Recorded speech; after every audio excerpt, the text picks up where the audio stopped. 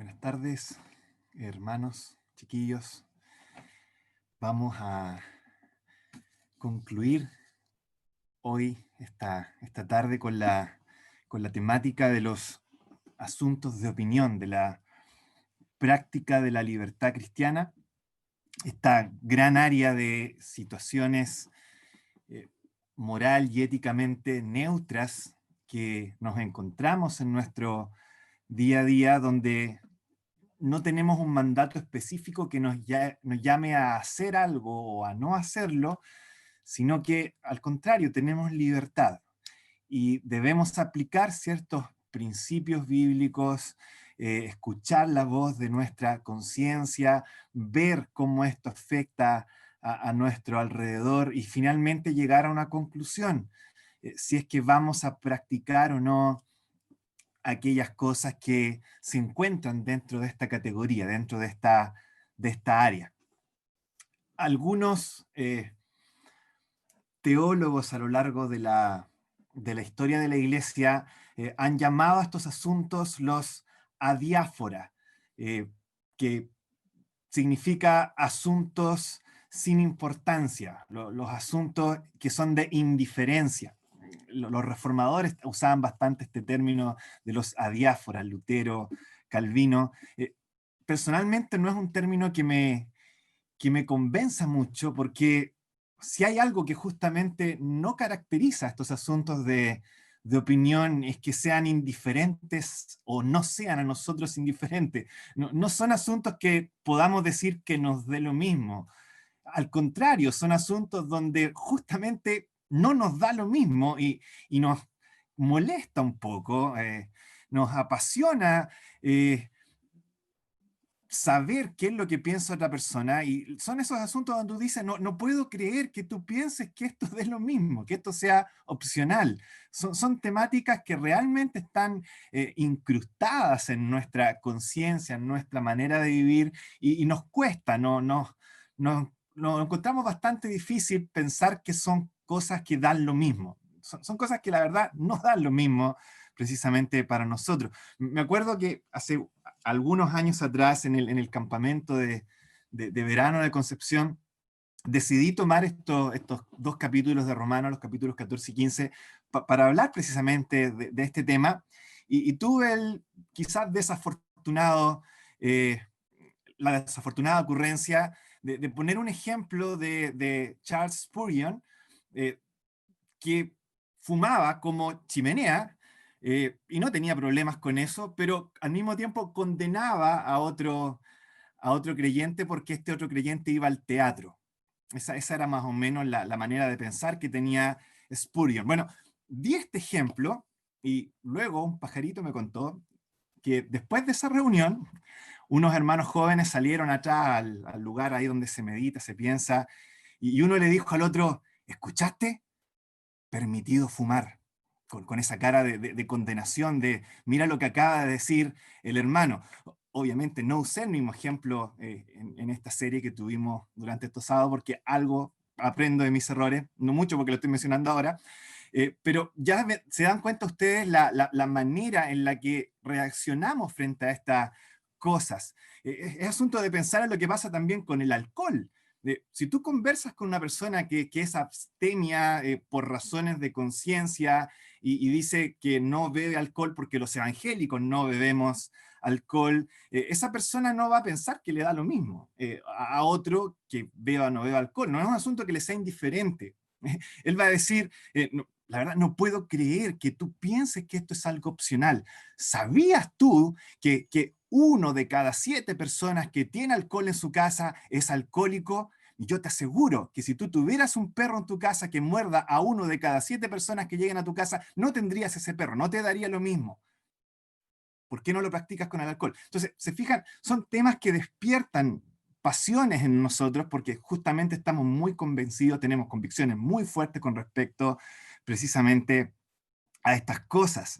Eh, la verdad es que cuando tú tienes esta manera de pensar, una conclusión a la que llegas finalmente es: no puedo permitir, no puedo vivir permitiendo que otros practiquen esto que yo encuentro tan insoportable que se practique. Vivir así, dirá esta persona, entre comillas, débil en la fe, es imposible.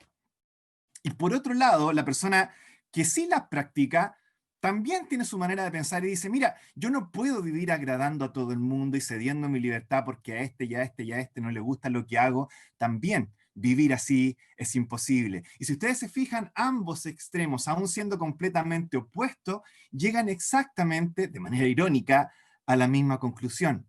Vivir de esta manera es impracticable, es imposible. Hay una imposibilidad. Bueno, entonces hablemos de cosas que son imposibles. Si estamos hablando de que vivir así es imposible, hablemos de cosas que son imposibles. Hermano, hermana, que tú, una persona indiferente, altiva, autosuficiente, que con suerte piensa en Dios en algunas circunstancias extremas, hubieras podido volverte a Cristo y recibir salvación. Eso sí que es imposible. Y no me digas que no, porque realmente es un milagro. Que cualquiera de nosotros, con el corazón de piedra que tenemos, hayamos sido capaces de ser sensibles a la voz del Señor y poder haber aferrado nuestras manos a su obra y haber creído en Él, eso es imposible. Y sin embargo, hermano, hermana, aquí estás, aquí estoy, aquí estamos. Somos fruto de algo que es milagroso. Somos frutos de algo que es imposible. ¿Por qué? Porque miraste y te aferraste a la obra de Cristo en la cruz. Mirar a Cristo y su obra en la cruz entonces es lo que hace de lo imposible algo perfectamente posible. Y, ¿saben? Eso que sucede en nuestra conversión es precisamente verdadero en todas las otras áreas de nuestra vida cristiana. El poder mirar a Cristo es lo que hace posible lo imposible en todas las áreas de nuestra vida cristiana. Que podamos amar a nuestros enemigos solo es posible porque tú miras a Cristo. Que tu orgullo y tu soberbia sean destruidas solamente es posible porque miras a Cristo, que no tengas otros dioses que ocupen el primer lugar en tu vida, solo es posible porque miras a Cristo y que puedas vivir limitando tu libertad por amor a tus hermanos, solo es algo que puede realizarse cuando miras a Cristo. Y por lo tanto, como el mirar a Cristo es lo que hace posible lo imposible, Pablo en estos versículos nos va a invitar precisamente a eso, a que miremos a Cristo. Pablo está tan interesado en que restringamos nuestra libertad por amor a nuestros hermanos para buscar la edificación mutua, que ahora a continuación va a hacer algo, ¿saben qué, chiquillos? Que no ha hecho en ningún otro momento en estos 14 capítulos de Romanos que hemos visto todos estos años. Y es usar el ejemplo de Cristo para mostrarnos cómo debemos comportarnos. Eso es lo que va a hacer entonces en los versículos que tenemos a continuación. De eso se tratan los versículos que vamos a ver, de cómo el ejemplo de Cristo funciona como un motor motivacional para que podamos vivir de una manera que de otra forma sería absolutamente imposible.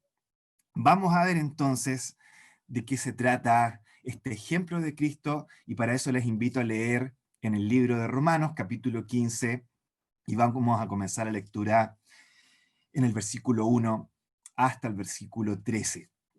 Romanos capítulo 15, versículos 1 al 13. Dice el versículo 1: Así que los que somos fuertes debemos soportar las flaquezas de los débiles y no agradarnos a nosotros mismos. Cada uno de nosotros agrade a su prójimo en lo que es bueno para edificación, porque ni aun Cristo se agradó a sí mismo. Antes bien, como está escrito, los vituperios de los que te vituperaban cayeron sobre mí.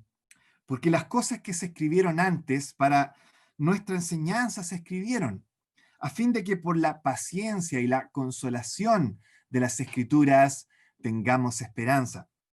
Pero el Dios de la paciencia y de la consolación os dé entre vosotros un mismo sentir, según Cristo Jesús, para que unánimes a una voz glorifiquéis al Dios y Padre de nuestro Señor Jesucristo.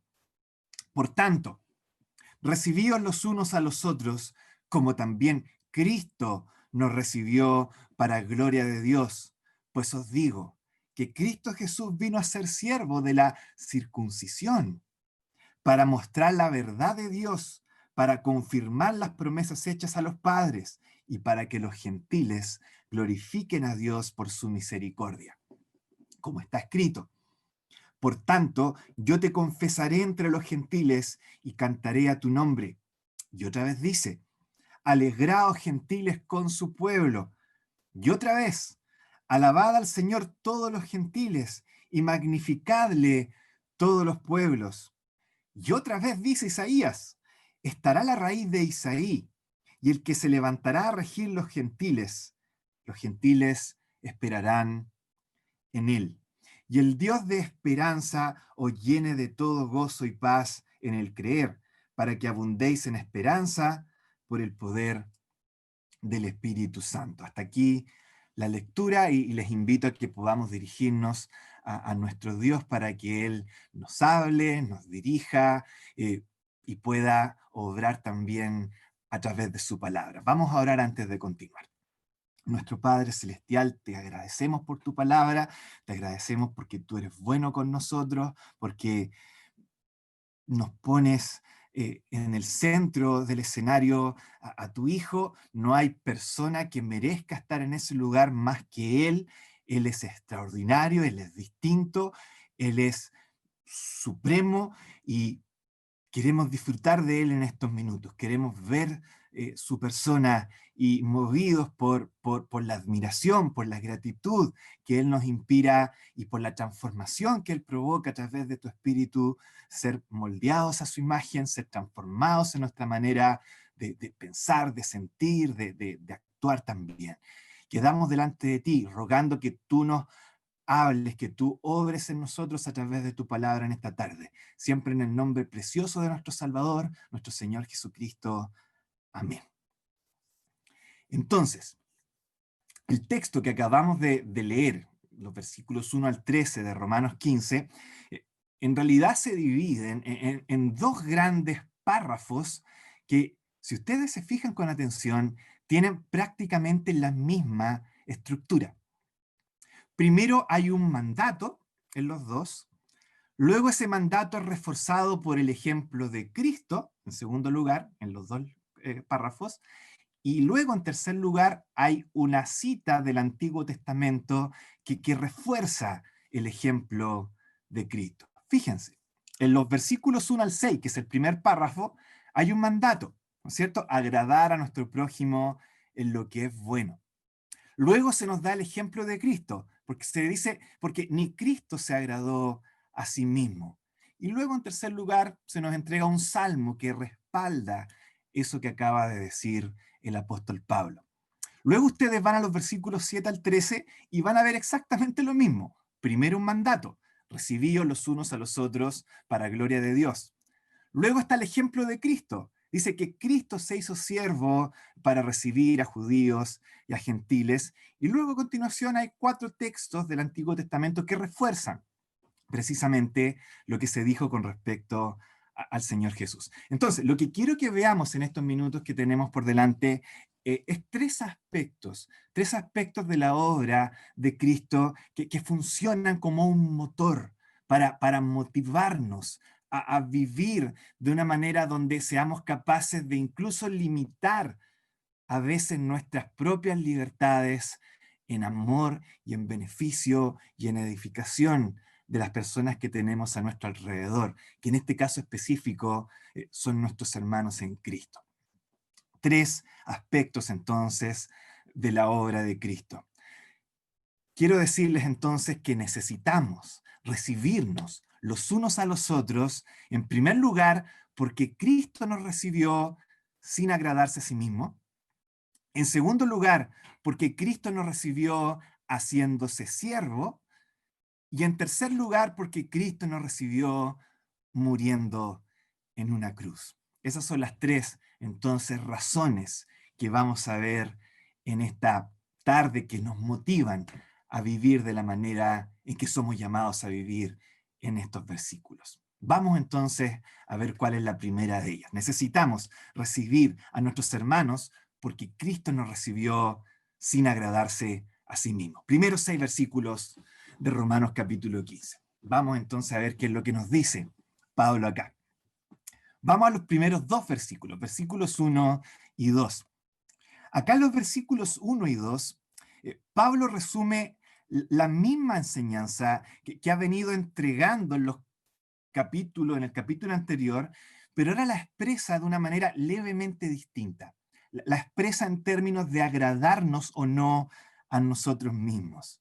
Lo que está diciendo Pablo acá es que el fuerte no debe agradarse a sí mismo, ejerciendo descriteriadamente su libertad, sino debe agradar a sus hermanos, limitando su libertad con un solo y gran objetivo. Hay un para ahí, el vocablo para, que es muy importante, y es que es para su edificación. Tú buscas ser de beneficio para este otro hermano.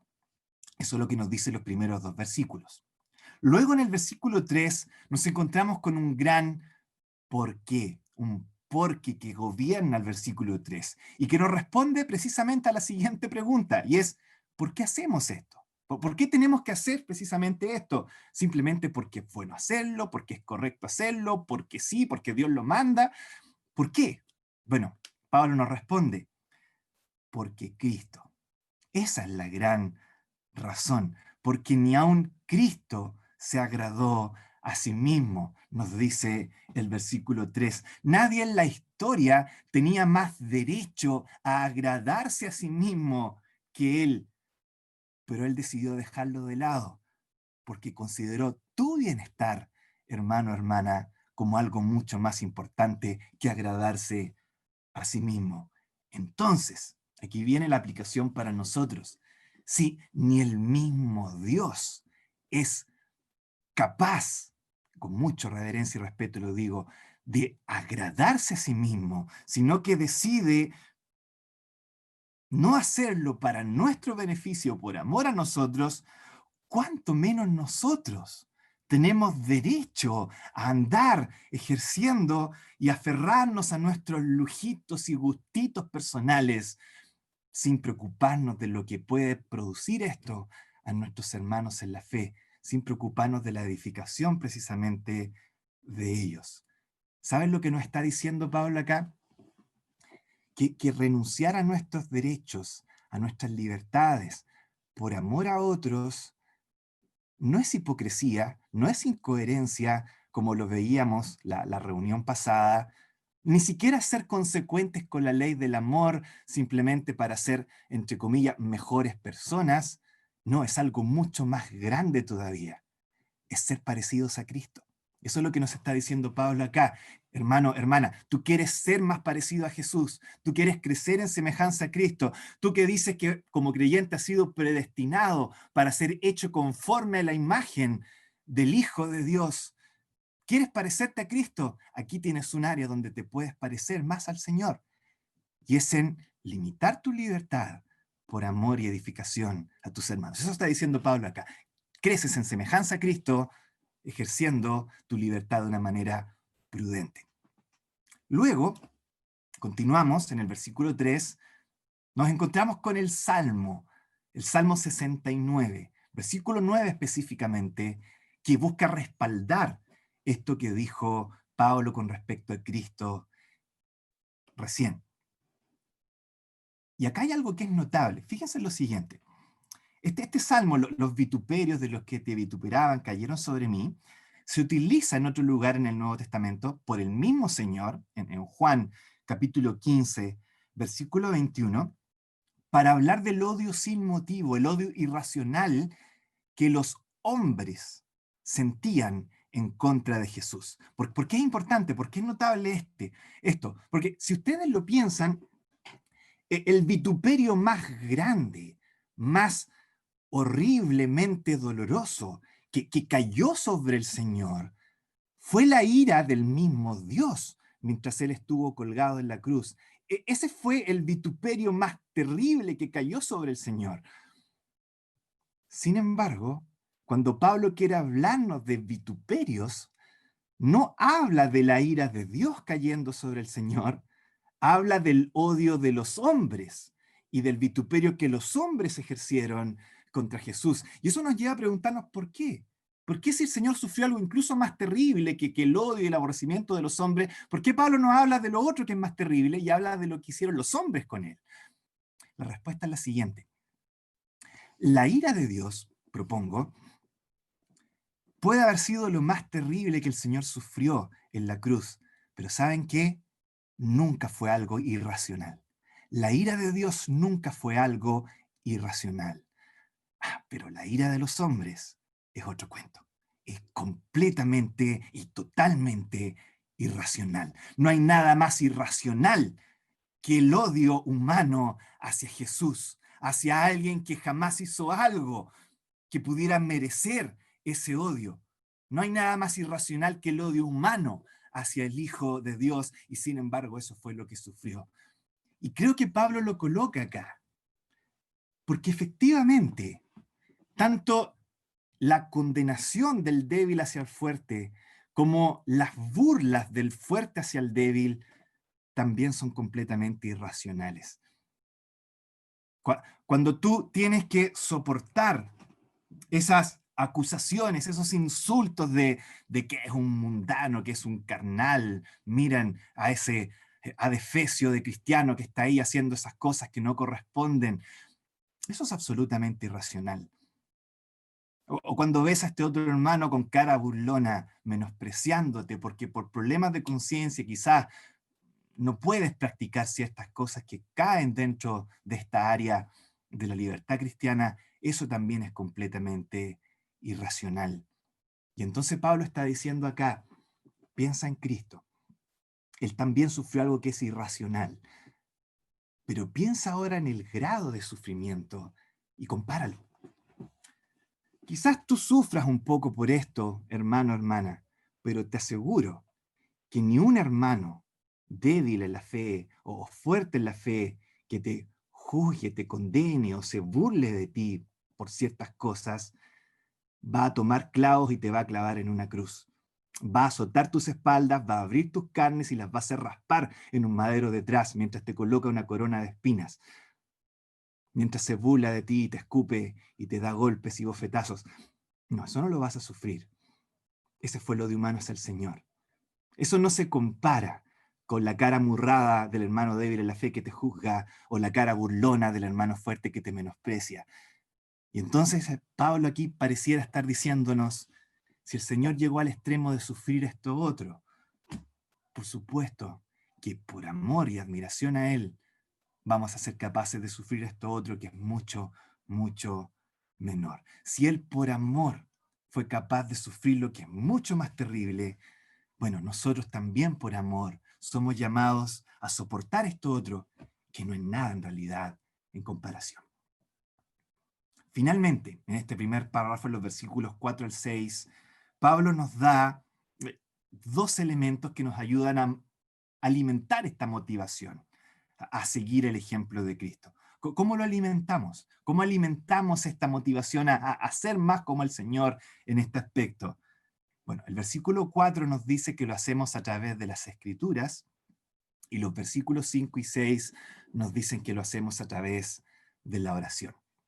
Escrituras y oración. Esos son los dos elementos que nos ayudan a fortalecer y a aumentar la motivación para ser como el Señor justamente en esta área. En el caso de las Escrituras, nos dice Pablo en el versículo 4, cuando leemos las Escrituras buscando ser más como Cristo a través de ellas, entonces nos dice en el versículo 4, somos enseñados, se nos infunde aguante, esa es la idea aquí de paciencia, aguante, podemos soportar con mayor fortaleza y eso produce esperanza en nosotros. ¿Saben por qué?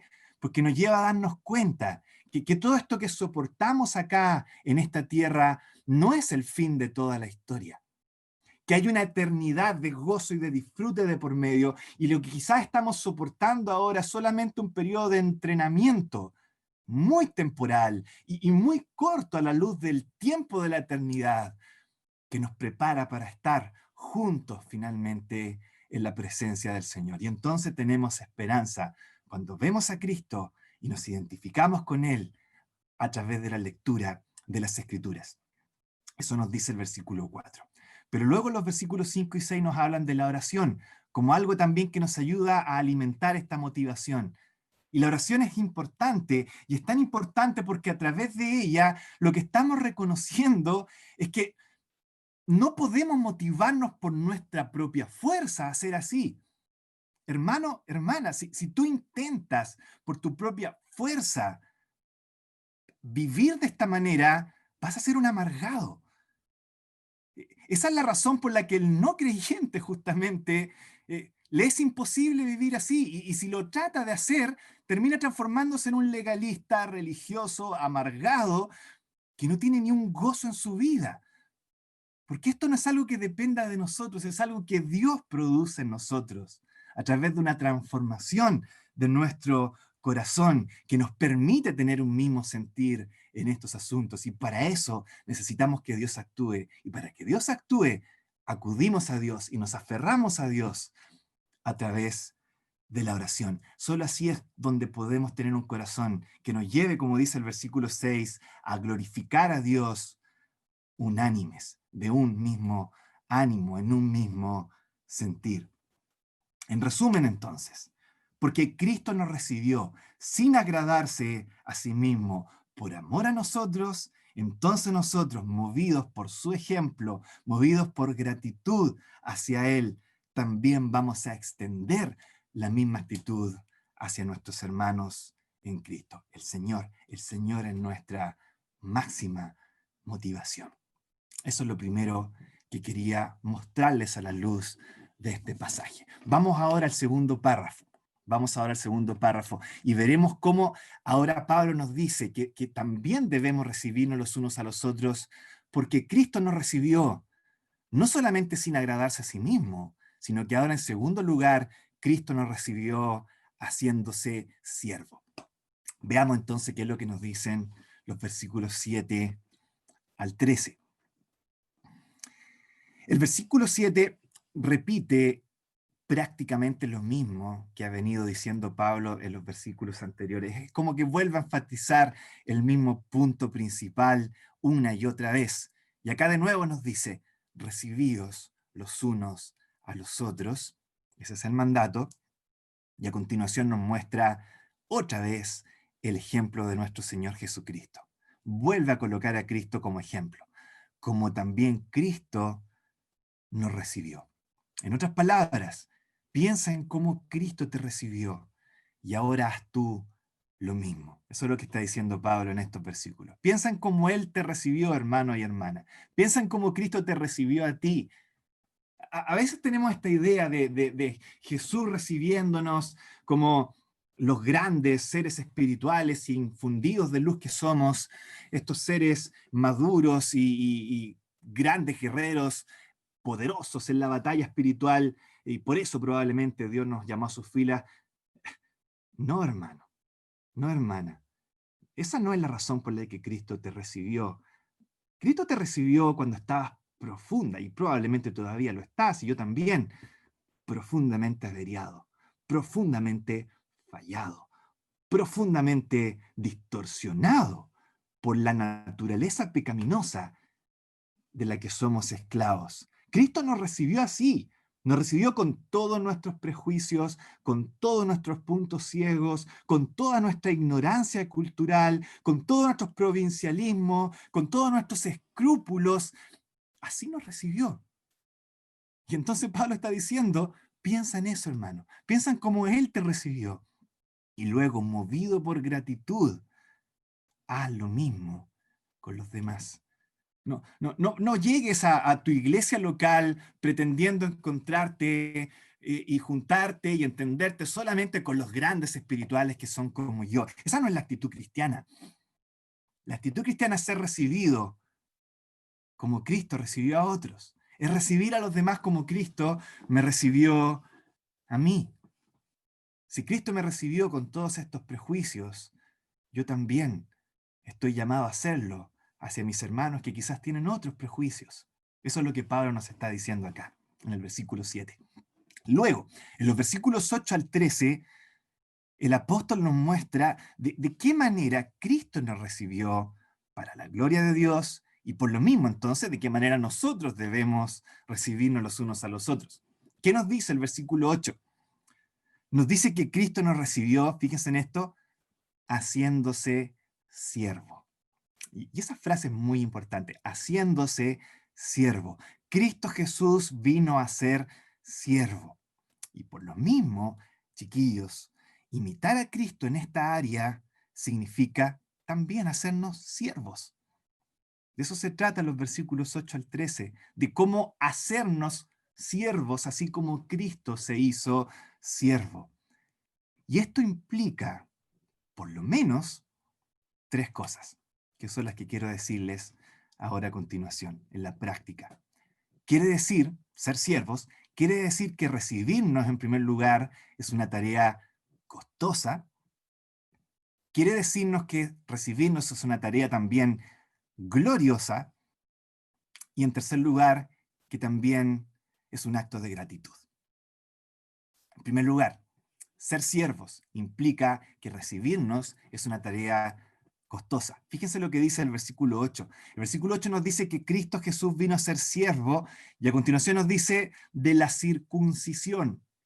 Y nosotros entendemos por lo que vemos en el resto de la Biblia que la circuncisión es un eufemismo para referirse a los judíos, ¿verdad? Al pueblo judío. Pero, ¿se han preguntado ustedes por qué Pablo acá dice la circuncisión y no dice simplemente que vino a ser siervo de los judíos nomás? ¿Por qué le pone circuncisión acá a los judíos específicamente? Creo yo, creo yo que lo hace así porque probablemente quiere enfatizar lo legalistas que eran precisamente estos judíos. ¿Saben? No ha existido en la historia un grupo de personas débiles en la fe, más escrupulosas que los de la circuncisión. No ha existido en toda la historia de la humanidad un grupo probablemente más insoportablemente escrupuloso que los de la circuncisión. Imagínense ustedes, traten de hacer volar su imaginación y piensen, diseñen la asamblea más estricta, más legalista, más enfermante que se puedan imaginar, que puedan concebir ustedes en sus mentes. Bueno, esa asamblea que ustedes están imaginando ahora sería considerada carnal, mundana, por los de la circuncisión. Es algo terrible. Es como esa asamblea donde quizás serías excomulgado por leer la Biblia cruzado de piernas. O si eres mujer, por haberte cortado la chasquilla.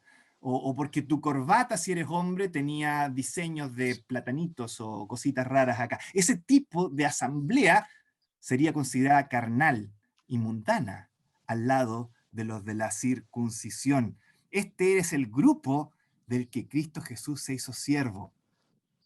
Aguantó sus debilidades y les aseguro que no fue fácil. No fue fácil. De la misma manera entonces, querer ser como Cristo en esta área, en nuestro trato a nuestros hermanos débiles en la fe, no va a ser fácil. No va a ser fácil. Recibirnos unos a otros siendo siervos, entonces, es una tarea costosa. Eso es lo primero que nos muestra este pasaje. Pero en segundo lugar, también es una tarea gloriosa.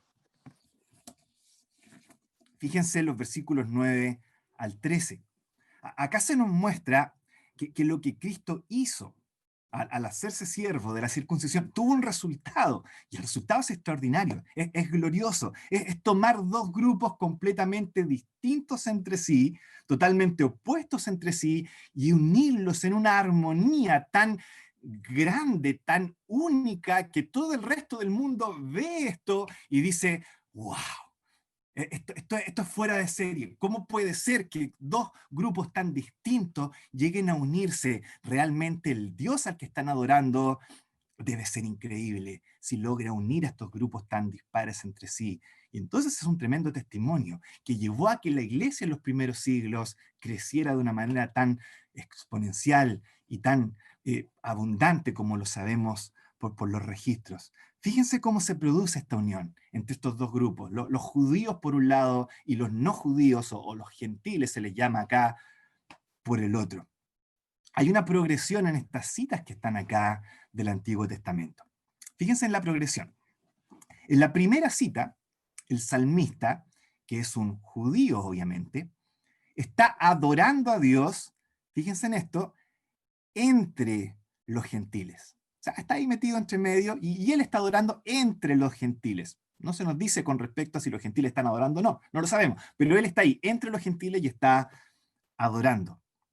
Pero luego en la segunda cita, los judíos ahora están adorando con los gentiles. ¿Se dan cuenta cómo ha cambiado la cosa? Ahora no es que él esté entre medio adorando solo, sino que ahora está con ellos y junto con ellos están los dos adorando. Luego en la tercera cita, los gentiles por su propia cuenta están adorando sin que hayan judíos quizás entre medio. O sea, esta cosa se ha contagiado y esta idea de adorar ahora es algo propio de los no judíos en forma exclusiva. Y luego, finalmente, en la última cita, todos adoran juntos y revueltos a su Señor en una escena climática final. ¿No les suena similar a la historia de la redención? Primero el pueblo de Israel, llamado a ser luz entre los gentiles antes de la llegada del Señor, ahí está adorando entre medio de los demás pueblos. Pero luego viene Cristo. Y cuando llega Cristo, Israel rechaza, pero hay un grupo de judíos que creen en Cristo y ellos adoran junto con otros que son no judíos mientras el Evangelio se extiende. Luego llegamos al periodo de donde la iglesia empieza a expandirse hacia todos lados y el grupo de judíos es muy reducido y son los no judíos los que están ahora mayoritariamente incluidos dentro del grupo del cristianismo hasta la actualidad de nuestros días. Pero finalmente queda un tiempo final que todavía no se ha cumplido, que se dará cuando Cristo vuelva a la tierra donde ya finalmente todos juntos y revueltos, como un gran pueblo de toda tribu, de toda lengua, de toda nación, adoraremos a Cristo. Esa es la idea que se nos da acá. Ese es el plan glorioso. Y Pablo nos está diciendo ese plan extraordinario. Cristo lo logró haciéndose siervo. Haciendo eso que es costoso, haciendo eso que a lo mejor nosotros encontramos tan banal, tan quizás poca cosa, tan cotidiano, tan menospreciable. Bueno, Cristo logró un resultado glorioso haciéndose siervo. Y cuando nosotros hacemos también lo mismo, los resultados tienden también a ser gloriosos. Si no, piénsalo, hermano. ¿Qué diferencia hay cuando tú vives tu vida como si lo único importante fueras tú en medio de tu iglesia local, haciendo y deshaciendo sin preocuparte lo que puedas o provocar en otros hermanos, condenando a diestra y a siniestra quizás lo que otros hacen, sin preocuparte cómo se puedan sentir ellos? ¿Qué es lo que reina en la iglesia cuando tú vives de esa manera? Desunión, peleas, chismes, todo aquello que el mundo ve en la iglesia y que dice, por eso no voy a una iglesia, porque son así. Ya tengo suficiente en mi trabajo de cagüines y cosas así para irme a meter a otro lugar donde es lo mismo, ¿no es cierto? Pero qué distinto es cuando un cristiano vive así, porque es distinto a cómo se vive en el resto de la sociedad, donde eres capaz de poner tus intereses personales de lado por amor al otro.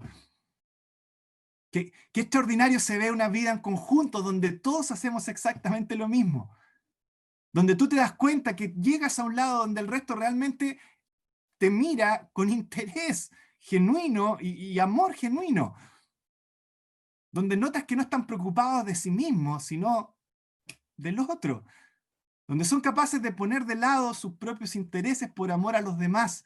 Eso no lo ves en otros lados quizás tan claramente, y entonces llama la atención, y el resultado es glorioso.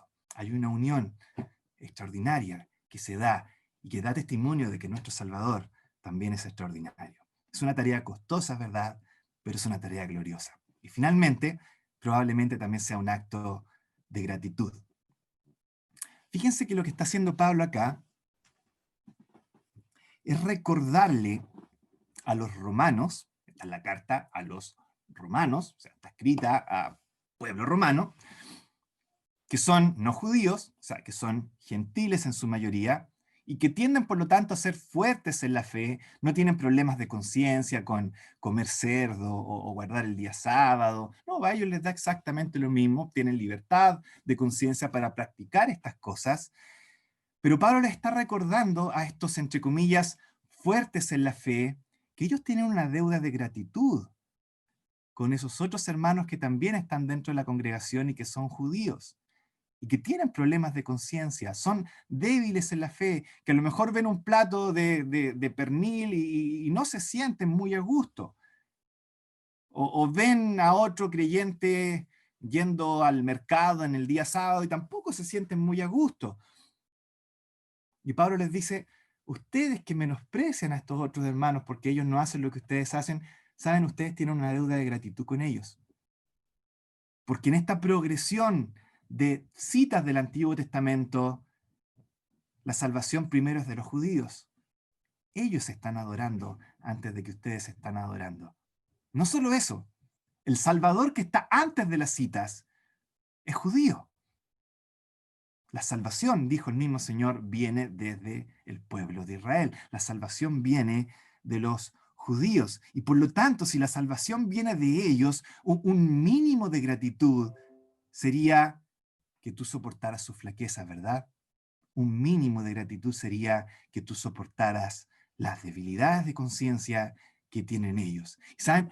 Lo mismo se aplica, no de la misma manera, pero de forma muy parecida, a nuestra propia realidad como cristianos en una asamblea cristiana también. ¿Sabes, hermano?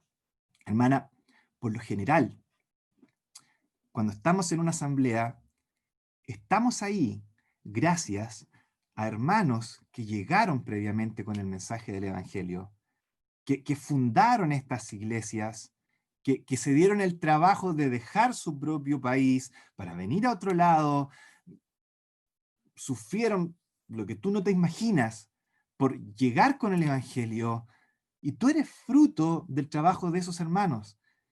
Hermanos que te aseguro, tenían probablemente grandes problemas de conciencia.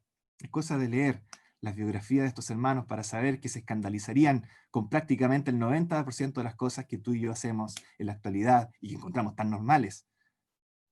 Ellos no las veían como normales. ¿Sabes? Un mínimo de gratitud por lo que esos hermanos hicieron para traer el Evangelio y para que nosotros ahora disfrutemos de salvación, es mostrar caridad y amor y consideración hacia otros hermanos que están a nuestro alrededor ahora y quizás tienen los mismos problemas de conciencia que tuvieron esos hermanos que llegaron con el Evangelio en primer lugar a nosotros. Hay una deuda de gratitud hacia los débiles en la fe. ¿Saben? Los débiles en la fe tienden, curiosamente, a ser por lo general los más comprometidos por la causa de Cristo. Curiosamente. Así que no te creas tanto porque eres fuerte en la fe.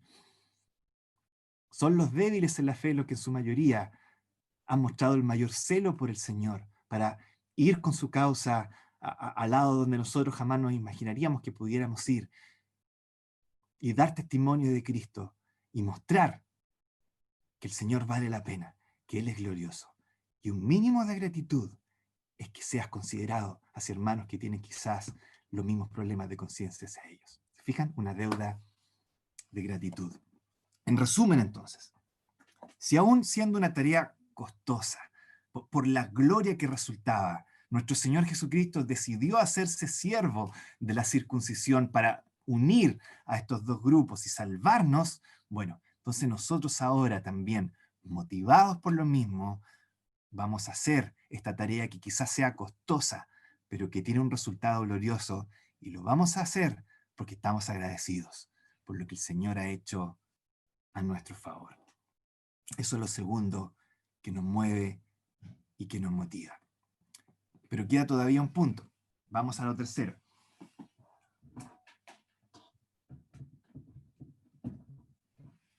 Disculpe que me haya desaparecido, pero se me está descargando el computador. Vamos entonces al tercer punto. Cristo entonces nos recibió sin agradarse a sí mismo. Número 2, Cristo nos recibió haciéndose siervo. Número 3, Cristo nos recibe muriendo en una cruz. Y ese es mi tercer y último punto. ¿Saben? En última instancia, el ejemplo de Cristo nunca termina siendo un simple ejemplo.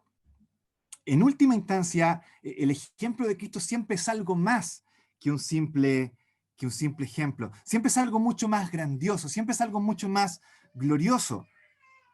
¿Sabe? Llega un punto, y esto se conecta con todo el párrafo que hemos estado viendo, donde los vituperios de los que lo vituperaban y cayeron sobre él ya son imposibles de seguir. Ya llega un punto donde el hecho de que él sea siervo no puede ser copiado también por nosotros. Es como que estamos detrás de él, como dice el apóstol Pedro, siguiendo sus pisadas, porque él nos ha dejado ejemplo para que sigamos sus pisadas. Pero llega un punto donde esas pisadas empiezan a elevarse y nosotros nos quedamos ahí y decimos, de aquí en adelante yo no puedo seguir. De aquí en adelante no puedo seguir su ejemplo. De aquí en adelante ese ejemplo ya no es ejemplo. Solo tengo que contemplar.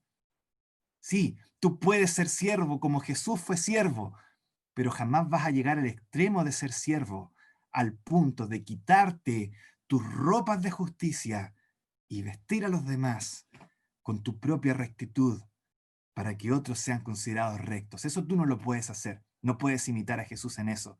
Y eso fue lo que él hizo en la cruz.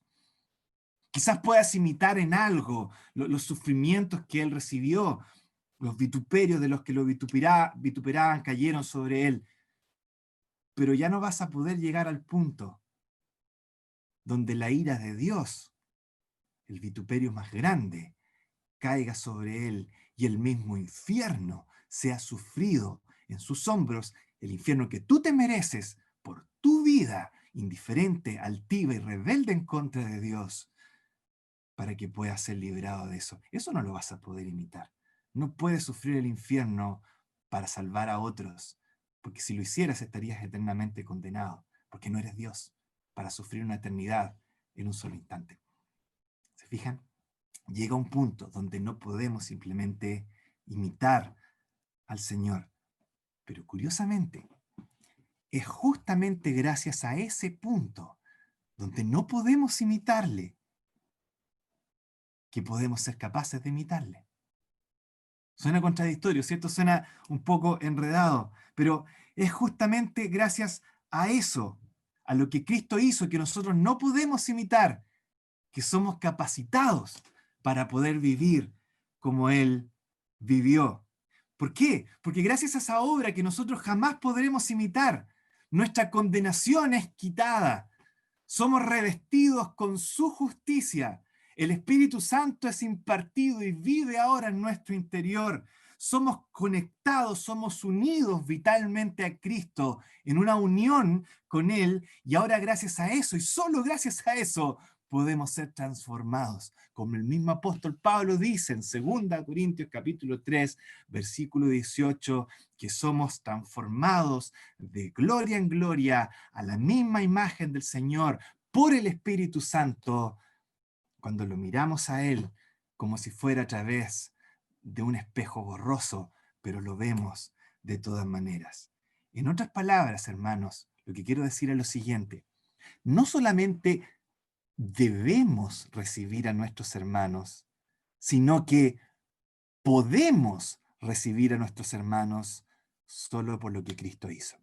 Eso es lo que nos estamos centrando ahora. Podemos recibir a nuestros hermanos, no solo debemos, podemos hacerlo porque Cristo nos recibió precisamente muriendo en una cruz. Solo por esa obra es que podemos ser nuevas criaturas. Solo por esa obra es que un corazón de piedra insensible y duro como el nuestro puede ser eliminado y cambiado por un corazón de carne que late, sensible al amor del Señor en primer lugar y mostrando ese amor hacia nuestros hermanos en segundo lugar también. Es solo gracias a la obra de Cristo que nosotros podemos ser motivados precisamente a vivir de la manera que se nos está mostrando en estos versículos. En otras palabras, en términos muy simples, hermana, la cruz de Cristo no solamente nos da la motivación, fíjense en esto, sino que además nos da el corazón capaz de ser motivado.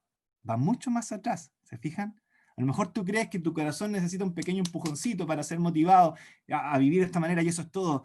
La Biblia es mucho más pesimista al respecto. La Biblia dice, no necesitas motivación. Lo que tú necesitas es un trasplante de corazón. Necesitas que Cristo tome tu corazón de piedra, lo transforme en un corazón sensible de carne que sea capaz de poder ser motivado por la cruz y por lo que Cristo hizo a tu favor. Y eso solo se logra gracias a lo que Cristo hizo, que es inimitable. Eso solo se logra por esas huellas que siguen y que nosotros no podemos seguir. Las huellas que llegan a los pies de la cruz, que suben por la cruz, que se dejan clavar en la cruz, que soportan 3 horas de tinieblas de maldición por parte de Dios. No son tinieblas naturales, son tinieblas de maldición de parte de Dios. Y en esas 3 horas, tu infierno y mi infierno es sufrido por el Hijo de Dios para que yo ni tú tengamos que sufrirlo.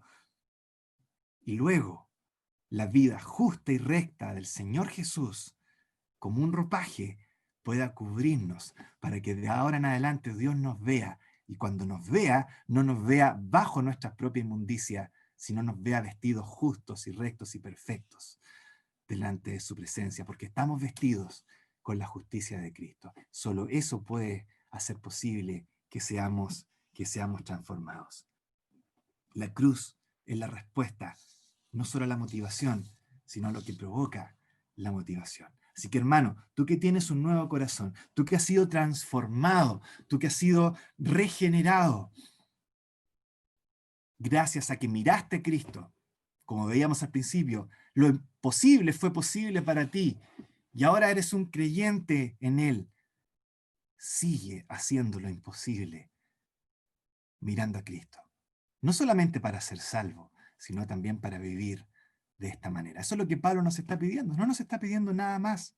No nos está pidiendo algo extra extraño, súper etéreo y místico que jamás vamos a lograr. No, Pablo está diciendo, haz lo mismo que hiciste al momento de convertirte. Aférrate a Cristo, míralo a Él, ve lo que Él ha hecho, mira su ejemplo y extrae implicancias de eso. Si Él me recibió de esta manera, yo por gratitud voy a recibir a los demás de la misma manera. Si Él se hizo siervo, yo también voy a ceder mis libertades por amor a mis hermanos, haciéndome entre comillas siervo.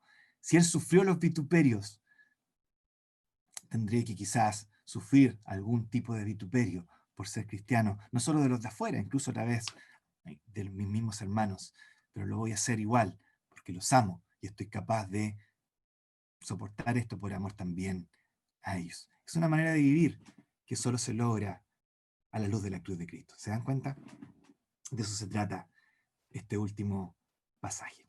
En conclusión, ya para terminar esta reunión, Pablo, en los capítulos 14 y 15, que fueron los que hemos visto durante 4 o 5 reuniones ya, llega al clímax de la carta a los romanos. Romanos parte con una presentación sistemática del Evangelio que va creciendo y finalmente explota y lleva a decirnos, ya que ustedes saben el Evangelio, vivan de esta manera. Y dentro de todas las exhortaciones a vivir a la luz del Evangelio, la más importante, climática y final, es esta que acabamos de ver durante estas semanas que hemos estado juntos. Cómo convivir cuando se trata de los asuntos de opinión, de esos asuntos que no están explícitos en la Biblia, de esos asuntos que a lo mejor no hay nada definitivo, que no es moralmente perverso, ni tampoco moralmente positivo, es moralmente neutro. Y tenemos que decidir qué vamos a hacer al respecto. ¿Qué hace Pablo? Primero nos entrega ciertos elementos, y esto lo vimos, que ayudan a comprender mejor a ese hermano que hace las cosas distintas a nosotros. Comprensión. Luego pasa de la comprensión a la acción. Nos dice cómo tratar a ese hermano que piensa distinto de nosotros. y nos llama a ser considerados con Él. Así nosotros tenemos ciertas libertades, limitar nuestras libertades por consideración a nuestro hermano. Y finalmente pasa de la acción a la motivación, y eso fue lo que vimos hoy día en esta tarde. Por amor a mi hermano, por lo que Cristo hizo por mí. Entonces, yo por gratitud a mi Señor, voy a vivir de una manera similar a como Él vivió, por amor a mis hermanos y para edificación a ellos. Que el Señor, hermanos, nos dé la sabiduría, nos dé el amor para poder aplicar esto, que a lo mejor suena como principios y no como prácticas específicas, pero que tenemos que saber ahora cómo implicar esto en nuestra realidad como iglesia local, con nuestros hermanos que nos rodean, con esas prácticas que nos vamos a encontrar, que tenemos diferencias de opinión. Que el Señor nos dé la fortaleza y la sabiduría para aplicar estas enseñanzas y vivir de una manera, como dice Pablo, que glorifique a Dios, porque sirve a la armonía y a la unión, más que a la desunión y a la destrucción del cuerpo de Cristo. Que el Señor nos guíe, que el Señor nos guarde, que el Señor bendiga su palabra. Vamos a orar para terminar. Nuestro Padre Celestial, gracias por esta palabra tuya, gracias por estas semanas que hemos podido disfrutar de las enseñanzas que tú nos muestras en tu palabra. Tú eres un Dios que no deja piedras sin dar vuelta. Tu palabra es mucho más amplia que una lista de cosas que debemos cumplir o dejar de cumplir. Tú no nos insultas de esa manera, tratándonos como seres negligentes y faltos de entendimiento. Tú honras tu creación al darnos principios y tratarnos como seres inteligentes que pueden pensar, llegar a conclusiones y por amor vivir de una manera distinta. Gracias porque eres así, porque siendo aún tú mucho más sabio que nosotros, infinitamente más sabio que nosotros, nos permites de alguna manera vivir a imagen tuya, aplicando estas verdades en medio de la iglesia local.